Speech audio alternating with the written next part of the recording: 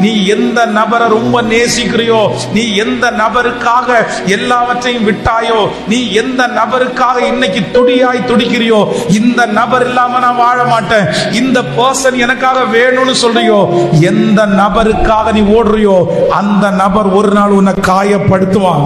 அந்த நபர் உன்னை ஒரு நாள் நடு தெருவில் கொண்டு வந்து விடுவான். அந்த நபருக்காக நீ எல்லாத்தையும் இழந்துருவ. நீ எல்லாத்தையுமே இழந்துருவ.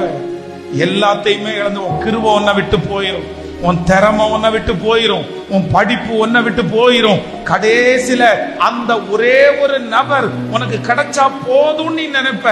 இன்னைக்கு மனசுக்குள்ள இங்க இருக்கிற யாரோ ஒருத்தருக்கு அந்த ஒரு நபர் இருந்தா போதும், அந்த ஒண்ணு எனக்கு இருந்தா போதும், அந்த ஒண்ணு எனக்கு கிடைச்சா போதும். ஆனா ஒரு நாள் வரும், அது உனக்கு கிடைச்சா கூட அது உனக்கு தீமையாய்தான் அமையும்.